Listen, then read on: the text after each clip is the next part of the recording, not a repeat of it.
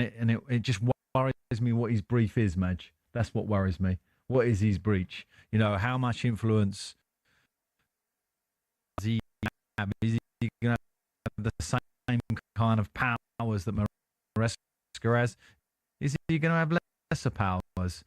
I'm guessing they're going to talk it up as he's exactly the same position as Maresca.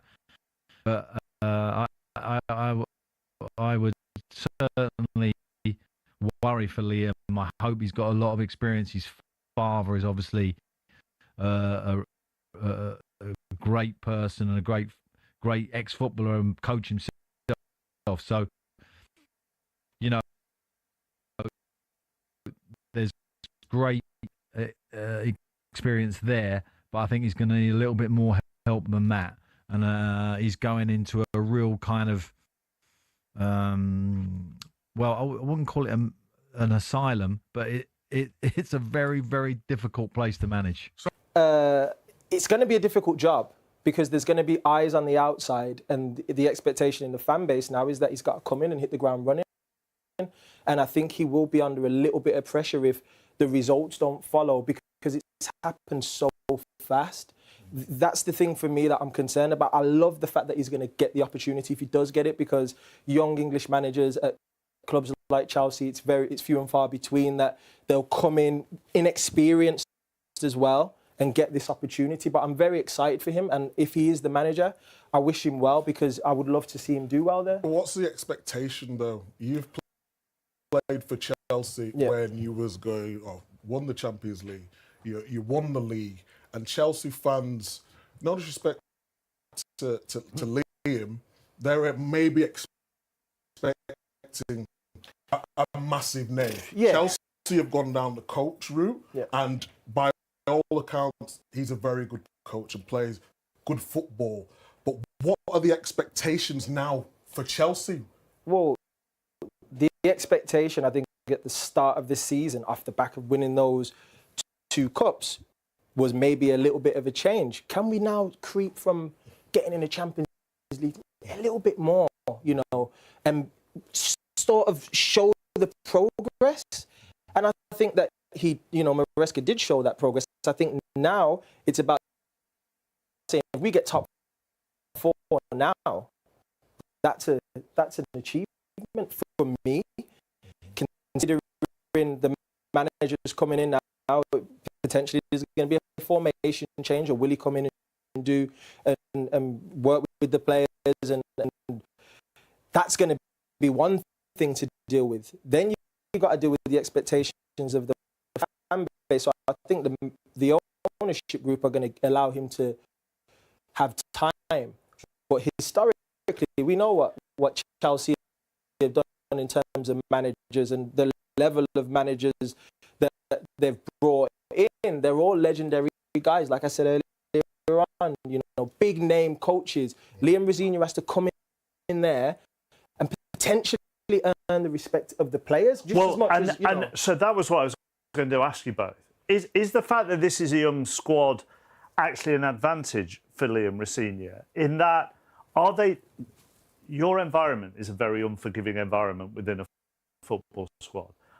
Because they are young and quite a lot of them inexperienced, are they less likely to go, well, come on then, show us what you've got? You talk about those previous Chelsea managers and the big name managers, but they would have had a squad where, I don't know, a Drogba or a Hazard or a Terry or a Lampard who had been successful would then go, well, come on, show us why we deserve to be with you. Well, again, it could go both ways. You've got a guy who's won the Champions League in Reece James, a World Cup winner in Fernandes. They're 2 top players who you would argue have been there and done it, right? So he's obviously got to go in there. He'll have conversations. There's always senior meetings when a new manager comes in, speak to 4 or 5. You bring in, come into my office, let's have a chat. Let me know how things have gone in the past. How do we move this thing forward? What things were right? What things were wrong? Those are the types of conversations that typically happen behind the scenes. Then the players will be looking and saying, okay, how are we training? What's the focus here? Certain guys will feel the love. Certain guys will feel like, I love this. And there's going to be a group of players who, unfortunately, will be gutted, because now I'm probably not part of the plans because this manager sees things differently. And that was the thing when Maresca came into the club, is that certain surplus to requirements. And then you get situations where you sort of think to yourself, you know, I've not had a chance. So I'd like for Liam Rosenior to come in and have a good look, but at the end of the day, there's no time. Well, Strasbourg have been complaining about Bluco's ownership and believing that Chelsea just used him as some sort of feeder club opportunity for the bigger picture, are the owners of Chelsea. And they've resisted that idea and been quite vocal about it. And here they are, potentially having their manager taken. Liam Rosenior very much. I watched him when he was down at Hull, had a long call with the Tuni Lacali in the boardroom, liked him a lot, felt there. But it was unfair. I felt booted out the door. I think it was a style of play issue for the view on the fact that he had the players that could play a certain way. Now, Strasbourg are a side that's got history. Ask academy director or the curator of their academy in the early 80s. They're a side that's promoted, finishing 6th 4 seasons ago, but Senior coming there sort of mid-table. He's now catapulted them, if you want to say catapulted, the 7th last season and the 7th this season. So he's doing a decent job. Does it look like they've looked at somebody that they think is a manager that's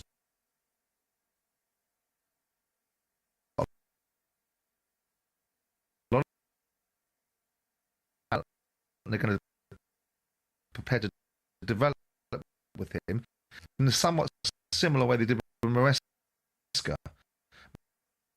Maresca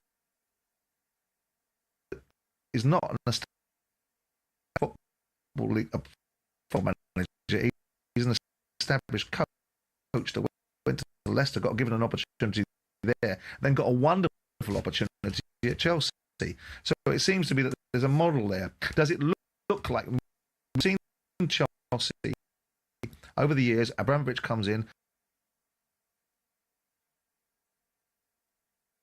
successes, then defines the success levels, and then brings a manager even when they are successful, moves on to the level. So the tried and trusted principle of Chelsea is to get top managers. This group of ownership have gone for a different management style. They've gone for a different perspective. They've gone Fossa, that they thought was their way forward, manageable coach that will perhaps grow with them and together and earn together. Then to Pochettino, and Pochettino had a fallout with Pochettino. Then back into whatever else it was prior to Pochettino coming in. Maresca situation, and then to Liam Rosenior. Orthodoxy tells you that it doesn't look like an appointment that's destined to have instantaneous success. And I've spoken to Liam quite a few times when he was doing a couple of shows. I tell you what, he's got good knowledge. Yeah. He's a very good coach. It's a different sort of kettle of fish with Chelsea. There's a lot of egos, a lot of bigger players, and it's probably a harder dressing room to run because there is a lot of big players in that dressing room. But if he can get out of the players, then you've got to give him an opportunity and get behind him. Yeah, and I think the Chelsea fans, I don't think that'll be a problem. I think the issues they have come with people higher up, the sporting directors and things like that. I think Chelsea fans have to... They weren't saying this when they were winning the Club World. No, they were. They were. Well, our texts weren't. Everybody was, No, that was Maresca. Everyone was giving credit to Maresca for the job that he with that team in the Club World Cup. Those of us who tried to point out that the Club World Cup actually was no great deal because of the final, nobody was trying that hard. Yeah, but Chelsea did in that final was particularly impressive, and I think Enzo Maresca deserved the credit he received. However, that on the pitch was great, but Chelsea fans still had their issues with the sporting directors and some of the decisions that have been made, which I just think you have to understand that this Chelsea now is not the Chelsea under Roman Abramovich. Roman Abramovich's ideology was win at all costs. He brought in the best managers, he brought in the best players. That is not where Chelsea are at right now. We have to understand Chelsea. Their ideology, it feels like, is being run more as a business, buying young players, hopefully selling them on for a profit. That's what it feels like. Chelsea fans have to come to terms with that is how the club is going to be run. We're not Chelsea we were before. Well, Liam Rosenior's speciality is this. Yeah. And Chelsea have got, I know to say it's not an exciting young team. I think it is an exciting young exciting players within that squad. And it just worries me